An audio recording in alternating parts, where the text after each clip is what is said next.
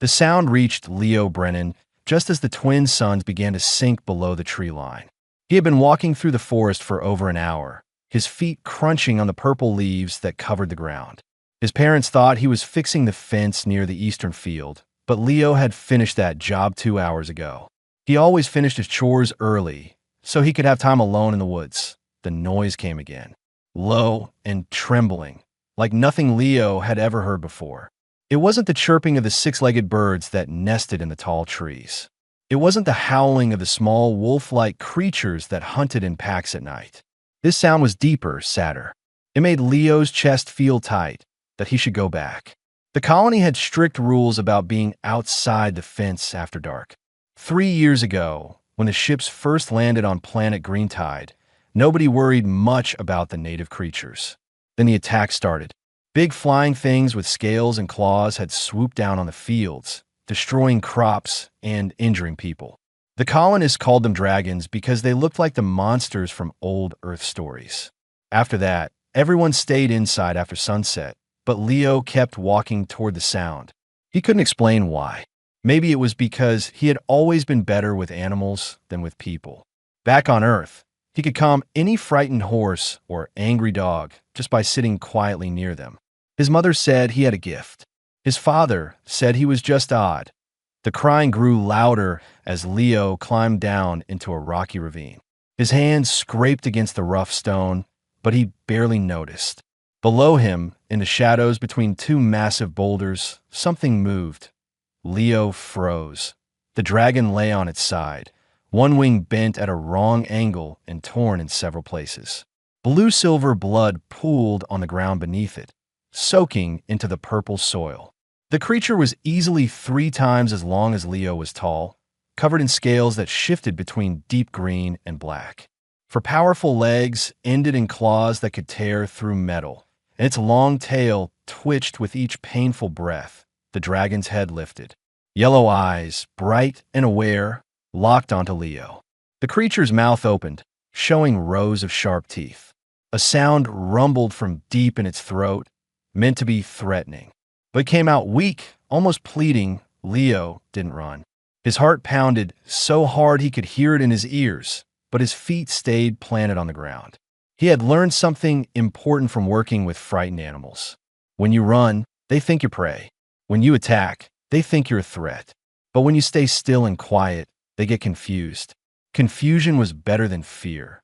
Slowly, Leo sat down on a flat rock about 10 feet away from the dragon.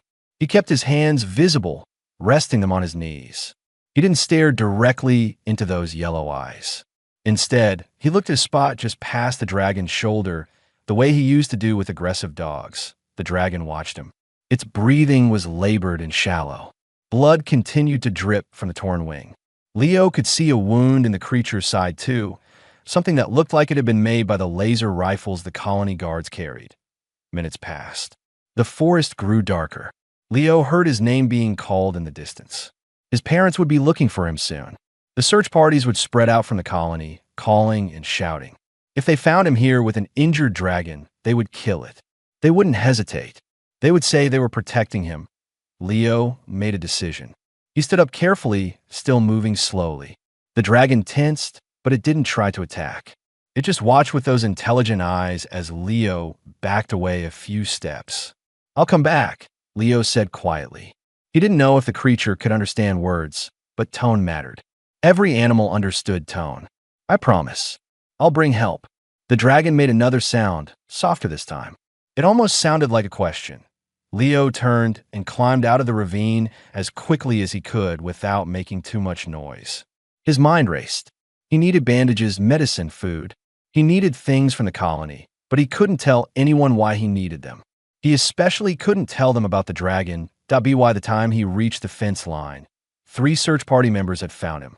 His father grabbed him by the shoulders, relief and anger mixing on his face. "Where were you? Do you know how dangerous it is out here after dark?" Leo dropped his eyes to the ground. "I am sorry. I just walked too far. I lost track of time." His father studied him for a long moment. Leo forced himself to stay calm, to keep his breathing steady. Finally, his father sighed. "Get inside. Your mother's worried sick." As they walked back through the colony gates, Leo glanced over his shoulder at the dark forest. Somewhere in that ravine, a dragon was bleeding and alone. Every instinct Leo had told him the creature was more than just an animal. Those eyes had shown understanding, maybe even hope that he would go back tomorrow. He would find a way to help, even if it meant lying to everyone he knew. Because that crying in the dark wasn't the sound of a monster. It was the sound of someone in pain, asking for help the only way they could. And Leo had never been able to walk away from that. Leo's punishment for staying out late was 3 days of extra kitchen duty and no screen time for a week. He accepted it without complaint, which surprised his parents. Usually he argued about punishments, but this time he just nodded and went to his room that he needed to think. The colony's medical supplies were kept in the clinic, locked up tight. Dr. Hayes was careful about inventory because supply ships only came twice a year. If anything went missing, people would notice, but the agricultural supplies were different. Leo worked in the greenhouses every morning, helping grow the vegetables and fruits that fed the colony. The farmers kept their own medical kits for treating cuts and infections that happened while working. Nobody tracked those supplies as carefully. Over the next 3 days, Leo was the most helpful worker the greenhouses had ever seen. He volunteered to clean the storage rooms. He organized shelves. He restocked supplies. And when nobody was watching, he slipped antiseptic spray, bandage rolls, and antibiotic powder into his backpack. He also stole food. Nothing obvious that would be missed right away. A few protein bars here. Some dried fruit there. Half a loaf of bread that was getting stale anyway. He told himself it wasn't really stealing if he was saving a life. That on the 4th evening, Leo told his parents he needed to check the fence again. The eastern section had been having problems with the support posts, and he wanted to make sure his repairs were holding. His father looked suspicious, but didn't argue.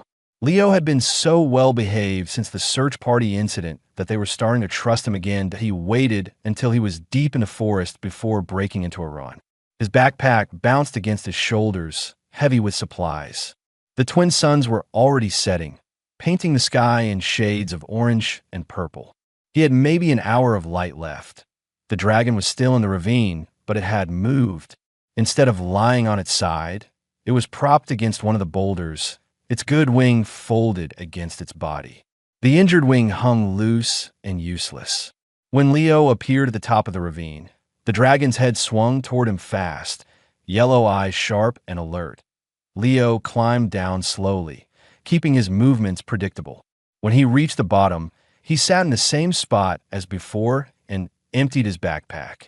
He laid out the medical supplies and food where the dragon could see them. For a long time, neither of them moved. The dragon stared at the items, then at Leo, then back at the items. Its nostrils flared, probably smelling the food. Leo could see the creature's ribs showing through its scales. It was starving. "It's okay," Leo said quietly. "I brought this for you." He picked up the bread and tore off a piece. He ate it himself, chewing slowly, showing it was safe. Then he tore off a larger piece and tossed it gently toward the dragon. It landed a few feet from the creature's massive head. The dragon looked at the bread like it might be a trap. Then, moving carefully, it stretched its neck forward and sniffed the offering. A long purple tongue emerged and licked at the bread. Finally, the dragon ate it in one quick bite. Leo smiled. "Good. That's good." He tossed more bread, then the protein bars, then the dried fruit.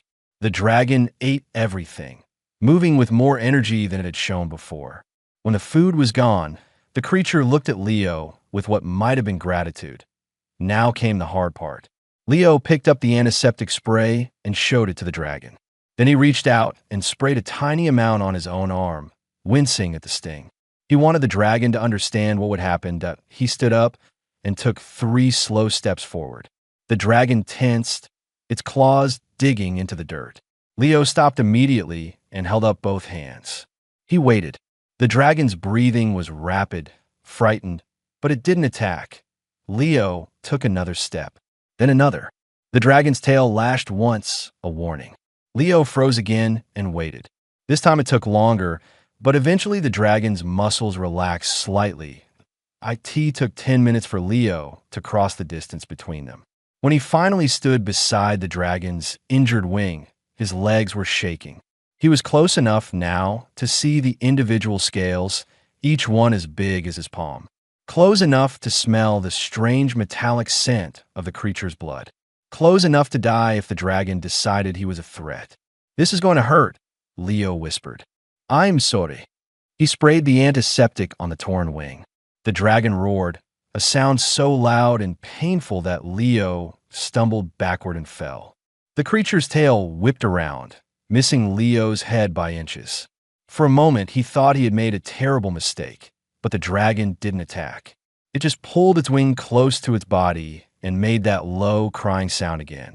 Leo realized the creature was in too much pain to care about revenge. It just wanted the hurting to stop. Leo got back on his feet. His hands were trembling, but he forced them to be steady. He approached again, moving even slower this time. The dragon watched him come, those yellow eyes filled with something that looked like understanding. This time when Leo sprayed the antiseptic, the dragon stayed still. It made small sounds of distress, but it let Leo clean the wounds and wrap them with bandages. The wing was too damaged to heal properly without real medical equipment, but at least Leo could prevent infection. When he finished, Leo sat back down on his rock. The dragon was breathing easier now. It turned its massive head toward him and made a sound that was almost like a purr. Then it did something unexpected. It shifted its body slightly and extended its good wing, creating a shelter over both of them as the last light faded from the sky. Leo understood. The dragon was protecting him from the cold night air. This creature that should have seen him as an enemy was treating him like something precious. "We're friends now," Leo said softly. "Aren't we?" The dragon made a soft chuffing sound. Leo decided to take that as a YES.I in the distance. He heard his name being called again. He would have to go soon, but tomorrow he would come back. And the day after that, and the day after that, for as long as it took for this dragon to heal, because friends took care of each other. Everyone knew that, even across the boundaries of species and fear. 2 weeks passed in a pattern that became comfortable. Leo would finish his chores as fast as possible, steal whatever supplies he could manage, and slip into the forest. The dragon, which Leo had started thinking of as female because of her gentler movements, waited for him in the ravine. Her wounds were healing slowly but surely. The dragon had intelligence. Leo saw it in everything she did. She would turn her head when he spoke, like she was trying to understand the words. When he showed her pictures in his old Earth book about animals, she studied them with focus. Once she used her claw to draw a circle in the dirt, then looked at Leo as if asking if he understood that he didn't, not at first. But he started bringing paper and pencils from the colony school supplies. The dragon learned to hold the pencil in her smaller front claws, and she began to draw. The pictures were rough and hard to understand, but Leo could make out shapes. Other dragons flying together. Structures that might have been buildings or nests. And something that looked like a gathering of many creatures in one place. "You have a family," Leo said one evening, pointing at the drawings. "They're looking for you, aren't they?" The dragon made a low sound and touched her drawing with one claw. Then she drew a simple shape that Leo recognized as the human colony. She drew it right on top of what looked like the gathering place that Leo's stomach went cold. "We built the colony on your land, on something important." The dragon's yellow eyes watched him carefully. She drew more pictures, human shapes with weapons, dragon shapes falling from the sky. Then she drew herself, separated from the others, with an X over her wing. "They shot you down when you were watching us," Leo said slowly. "You weren't attacking. You were just trying to see what we were doing to your home." The dragon touched her nose to Leo's hand gently. It was confirmation. The attacks on the colony hadn't been random violence. They had been desperate attempts to drive away invaders who had destroyed something sacred. Leo felt sick. His people weren't the heroes in this story. They were the ones who had come to someone else's world and taken what they wanted without asking. The dragons weren't monsters. They were defending their home. "I have to tell someone," Leo said. "This is important. If people knew, maybe we could find a way to share the planet. Maybe we could move the colony somewhere else." But even as he said it, Leo knew it wouldn't be that simple. He was 11 years old. Nobody listened to children about important things, especially when those things were complicated. If he told the truth about helping the dragon, they would probably lock him in his room and send soldiers to finish what their laser rifles had started. The dragon seemed to sense his worry. She made a soft trilling sound and drew another picture. This one showed a small human shape and a dragon shape together, with lines connecting them to larger groups of both species. "You think I could be a bridge," Leo said, "between your people and mine?" The dragon nodded. Actually nodded. Leo had been teaching her human gestures, and she was learning faster than he could have imagined. This wasn't just an animal. This was a person as real and thinking as any human he had ever met that a sound from above made them both freeze. Footsteps on the rocks. Someone was coming down into the ravine. Leo's heart stopped. He looked at the dragon with panic in his eyes. She looked back at him, then made a decision. She grabbed Leo with surprising gentleness in her front claws and pulled him behind her body, hiding him from view. Then she turned to face whoever was coming, putting herself between Leo and danger point. 3 shapes appeared at the edge of the ravine. They weren't human. They were dragons, all of them bigger than the female who protected Leo. Their scales were different colors, deep blue and rust red and silver gray. They moved with the grace of natural predators, their wings partially spread to show their size and strength. The blue dragon made a sound that was clearly a challenge. The female dragon in front of Leo responded with a series of clicks and whistles that sounded like language. A conversation was happening, fast and intense. Leo peeked around the female dragon's side. The 3 newcomers were staring at him with expressions he couldn't read. One of them, the silver gray one, made a move toward him. The female dragon roared and snapped her jaws, warning them back. The blue dragon, who seemed to be the leader, made more sounds. The female dragon responded by pushing Leo forward gently, keeping one wing wrapped around him protectively. She made him visible, but made it clear he was under her protection. Leo stood there, shaking, as 3 massive predators studied him like he was a puzzle they couldn't solve. Finally, he did the only thing he could think of. He bowed, the way people did in old Earth ceremonies when they wanted to show respect. The dragons went completely still. The silver gray one tilted its head. The rust red one made a sound that might have been surprise. The blue dragon watched Leo with eyes that seemed to see right through him. Then the blue dragon did something extraordinary. It bowed back. The female dragon beside Leo made a happy sound and nuzzled his hair with her snout. She began drawing in the dirt again, this time showing the other dragons her pictures. She showed them the colony on their sacred ground. She showed them Leo bringing medicine and food.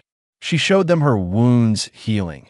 The 3 dragons argued among themselves, making complicated sounds. Finally, the silver gray one approached Leo slowly. It extended one claw and gently touched the bandages on the female dragon's wing. Then it looked at Leo and made a questioning sound. Leo understood. It was asking if he had done this, if he had healed one of their people. "Yes," Leo said, his voice barely above a whisper. "She was hurt. I wanted to help." The dragon couldn't understand his words, but it understood something. It reached out and touched Leo's shoulder with surprising gentleness, then made a sound that felt like approval. The rust-red dragon pulled out something from a pouch it wore around its neck. It was a smooth stone with markings on it. The dragon pressed it into Leo's hand and closed his fingers around it.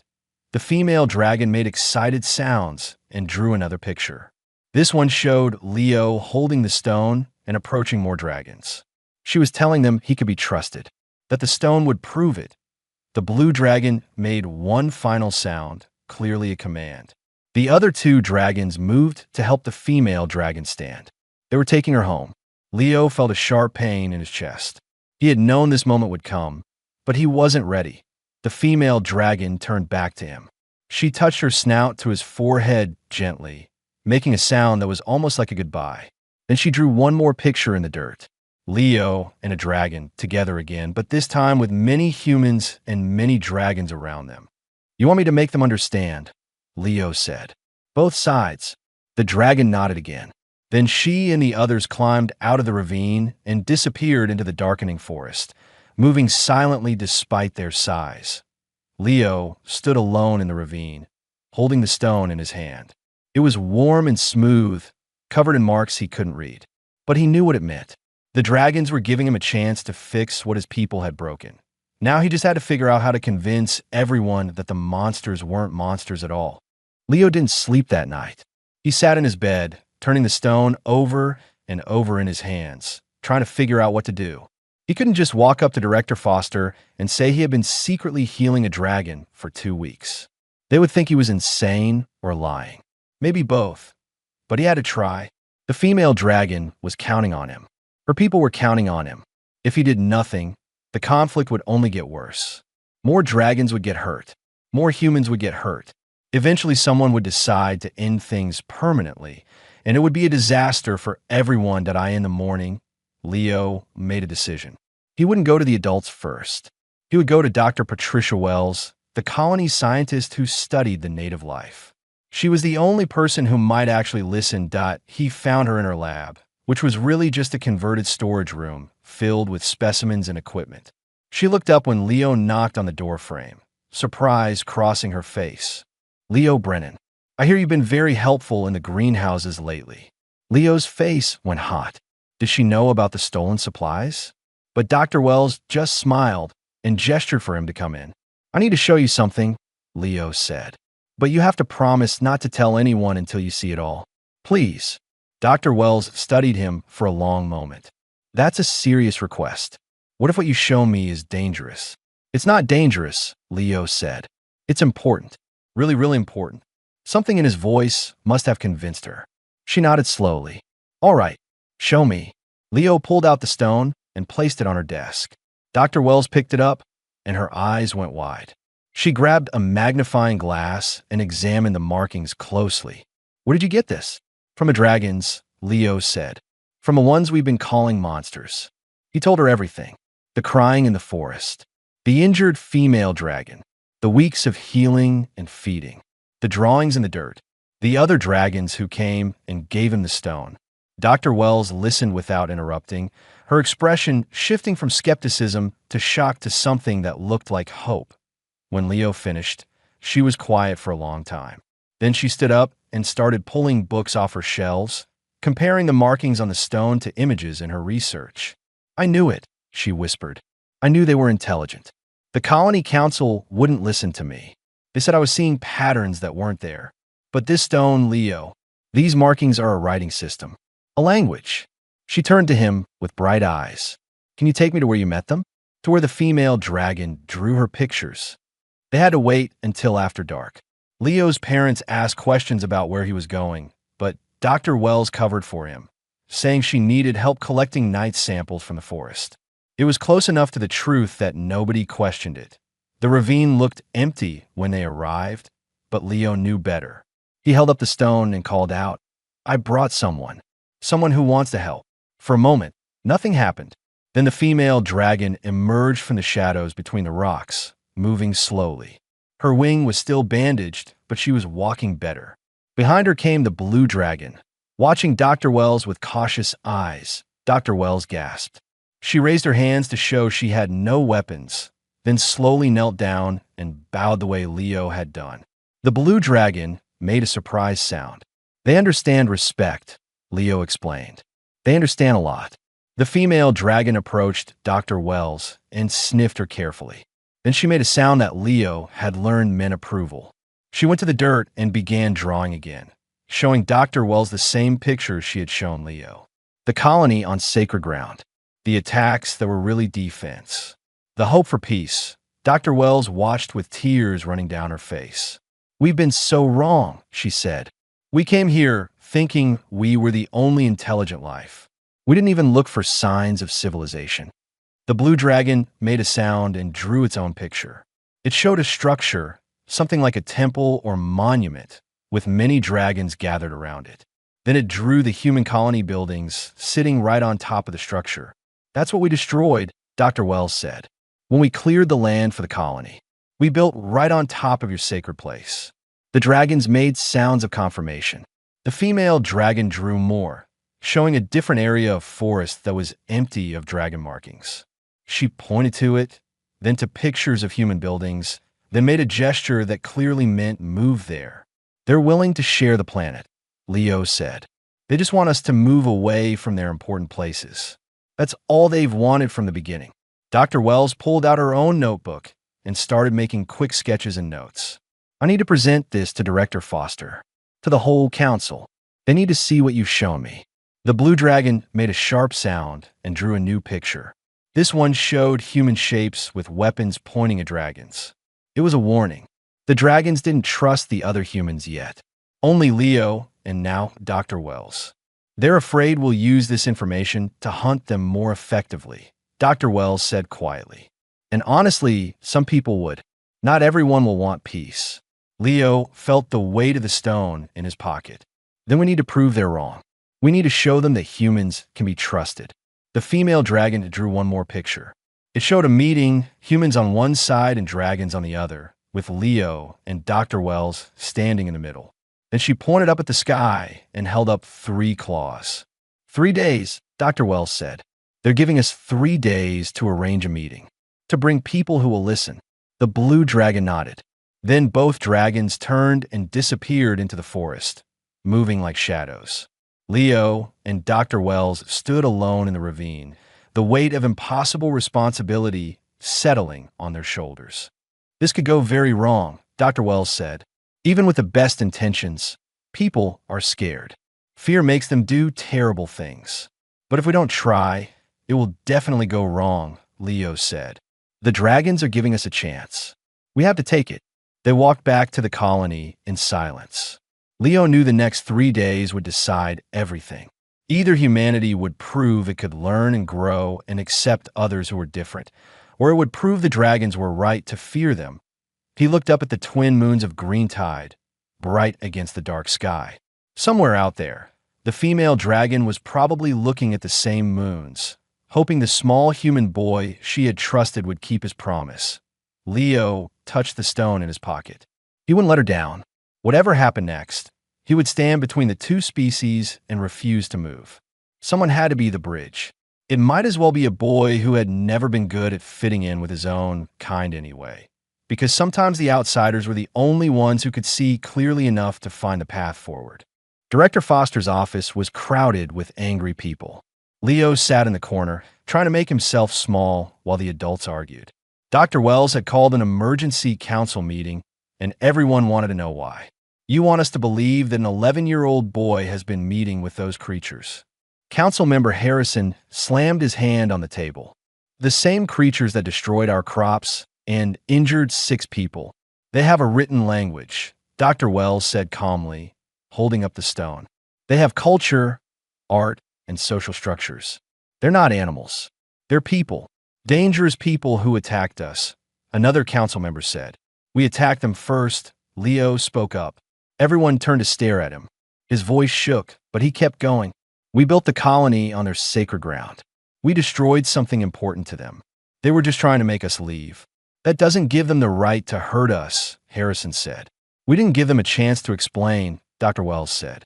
We came here, took what we wanted, and never asked if anyone else lived here. We were the invaders, not them. Director Foster had been quiet through all of this, his face troubled. Now he spoke. Even if what you're saying is true, what do you expect us to do? The colony is already built. We have 800 people here. We can't just pack up and leave. The dragons don't want us to leave the planet, Leo said. They drew maps showing other places we could move to, places that aren't important to them. They're willing to share if we respect their boundaries. And you trust them? Harrison asked. Based on some drawings in the dirt. I trust them because one of them protected me when she could have killed me, Leo said. I trust them because they gave me this stone as a promise of peace. I trust them because they're giving us 3 days to decide if we want to try. 3 days until what? Foster asked. Dr. Wells took a deep breath. Until a formal meeting. The dragons want to arrange a gathering where both species can communicate. They want to try to find a peaceful solution. The room exploded with noise. People shouted over each other, some calling it a trap, others saying it was impossible, a few asking if it might actually work. Foster raised his hand for silence. If we agree to this meeting and it goes wrong, people could die. The dragons could attack in force. They could do that anyway, Dr. Wells said. They know where we are. They could have attacked us every night for the past 3 years. But they haven't. They've been restrained, only responding when we pushed into their territory. Foster looked at Leo. You really believe these creatures want peace? Leo nodded. The female dragon I helped, she could have hurt me any time. I was alone with her for weeks. Instead, she let me heal her. She taught me about her people. She wants this to work. Foster was quiet for a long time. Finally, he said, I need guarantees. Safety measures. We can't risk civilian lives on hope. Then we bring security, Dr. Wells said. Armed guards at a distance. The meeting happens in neutral ground. Limited numbers on both sides. We establish basic communication protocols first. And if it's a trap? Harrison demanded. Then we're no worse off than we are now, Foster said tiredly. We're already at war with them, even if we've been calling it pest control. At least this way we try for something better. The vote was close. 5 council members for the meeting, 4 against. Foster cast the deciding vote in favor. Leo felt something loosen in his chest. They were going to try. The next 2 days were chaos. Foster organized a security team of 12 guards with non-lethal weapons as backup. Dr. Wells worked with Leo to establish a simple communication system using drawings and gestures. They picked a clearing halfway between the colony and where the dragon's territory began, a place that belonged to neither group. Leo barely slept. He kept thinking about all the ways this could go wrong. What if the dragons didn't show up? What if the humans got scared and shot first? What if his translation of the drawings was wrong and he had misunderstood everything? On the morning of the 3rd day, a message appeared at the colony gates. It was drawn in the dirt with a claw, showing the meeting place and 3 dragon shapes. They were coming.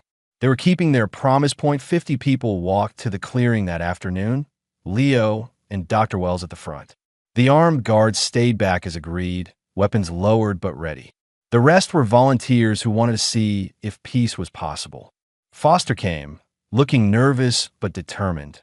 The clearing was empty when they arrived. For 10 long minutes, nothing happened. Harrison started to say, I told you so. When shadows passed overhead, 3 dragons landed at the far end of the clearing. The blue one, the silver-gray one, and the rust-red one. The same dragons Leo had met in the ravine. They folded their wings and waited, mirroring the human stance. Then the female dragon appeared, walking into the clearing from the forest. Her wing was still bandaged with the materials Leo had used.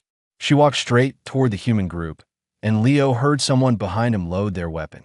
Nobody shoot, Foster ordered. Stand down. The female dragon stopped 10 feet from Leo. She looked at him, then at Dr. Wells, then at the gathered humans. She made a soft sound and knelt down, pressing her nose to the ground in a gesture of vulnerability and trust. The other 3 dragons did the same. Leo understood. They were showing the humans that they came in peace, that they were willing to put themselves at risk for the chance of understanding. He stepped forward and knelt too, touching his forehead to the ground the way he had seen in Earth history books. Behind him, Dr. Wells knelt. Then Foster. Then, slowly, other humans followed. The 2 species knelt together in the clearing, acknowledging each other not as master and animal, but as equals. When they rose, the female dragon began to draw in the dirt.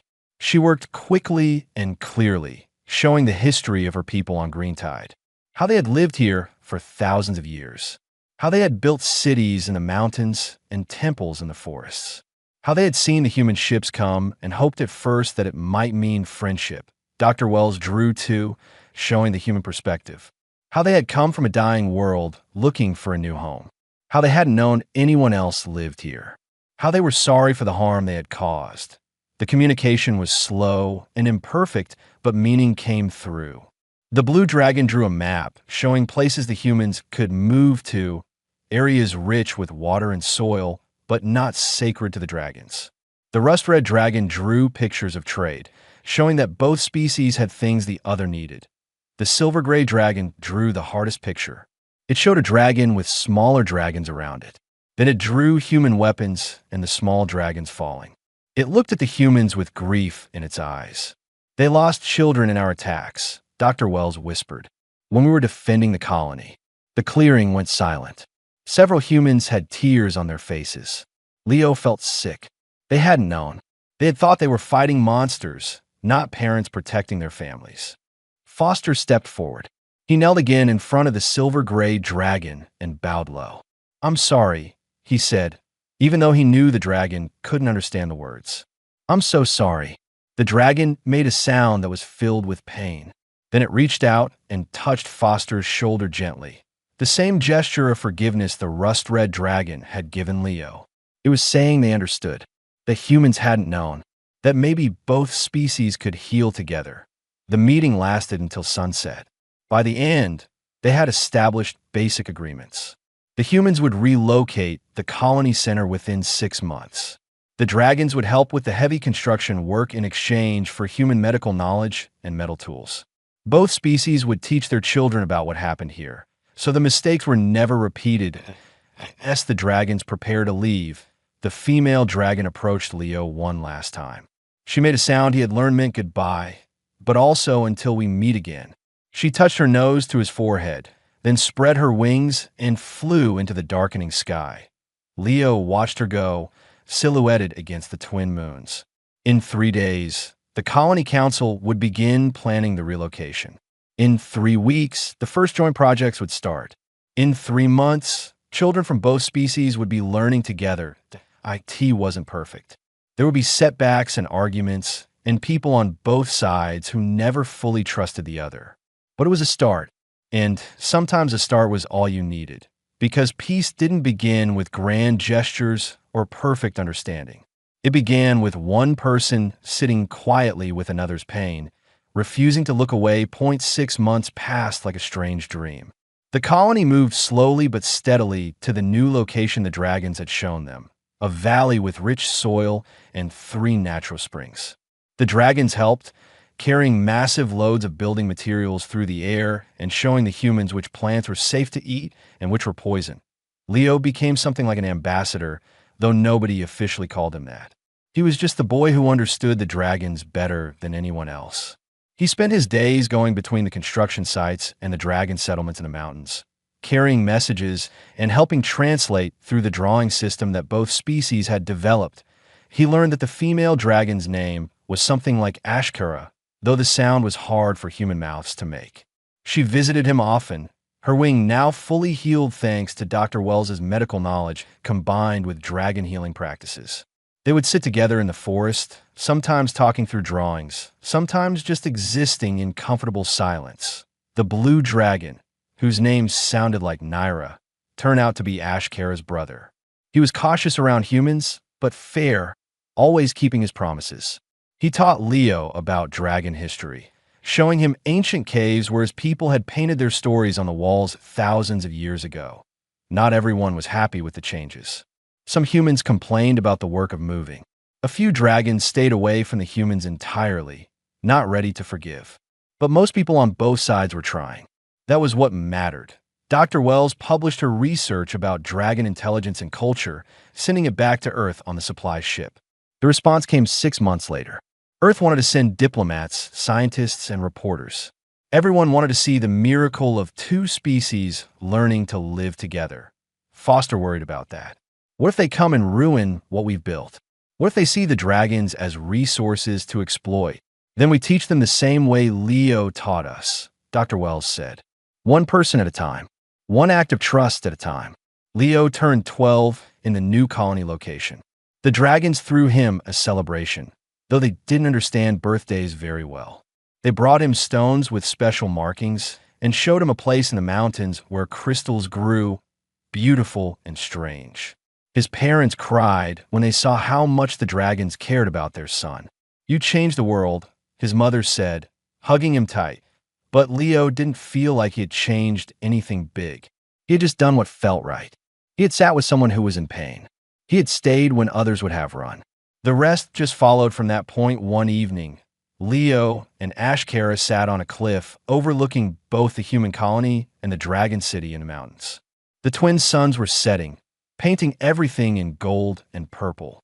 Below, he could see human children playing with young dragons, supervised by nervous but hopeful parents from both species. Ashkara drew in the dirt beside him.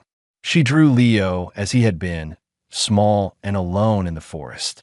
Then she drew him now, surrounded by both humans and dragons. She made a questioning sound. "You're asking if I'm happy?" Leo said. She nodded. Leo thought about it. He was still quiet. He still preferred animals to most people. He still felt like an outsider sometimes, even in his own colony.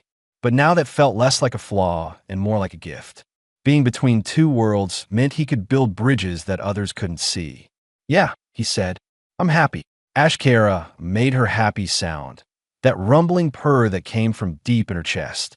She spread her good wing over him like she had that first night, protecting him from the evening cold. They sat together as the stars came out, countless and bright. Leo knew there would be challenges ahead. The diplomats from Earth would come, and some of them would have bad intentions. There would be accidents and misunderstandings. The peace they had built was fragile, but it was real. Two species who should have been enemies had chosen something different. They had chosen to try, and it had started with the simplest thing in the world. A boy who heard crying in the dark and decided to stay. Far below, in the new colony, Leo's little sister was showing a young dragon how to play a game with stones. The dragon was confused but trying, making sounds that might have been laughter. The girl laughed too, not afraid, just happy. Leo smiled. This was how it would continue. Not through big dramatic moments, but through small acts of kindness repeated over and over.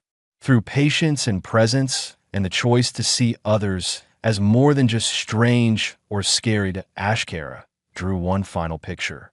It showed the entire planet of Green Tide, with dragons and humans spread across it, living in their separate places but connected by lines of friendship and trade.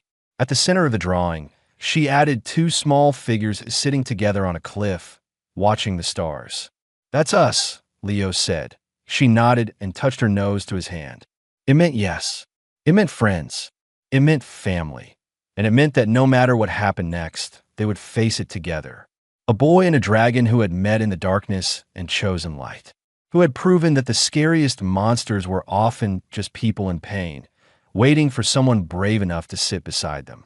The twin moons rose over Green Tide, silver and bright. Tomorrow the supply ship would arrive from Earth. Tomorrow new challenges would begin. But tonight, Leo and Ashkara sat on their cliff, surrounded by the sounds of two worlds learning to sing together. Peace wasn't a destination. It was a practice, and it started with the smallest possible thing. One person refusing to turn away from another's suffering, no matter how different they seemed. The wounded dragon had cried in the dark forest. A boy's quiet presence had changed everything. Not because he was special or chosen or powerful, but because he had simply stayed. Because he had cared. Because he had seen past fear to the person underneath.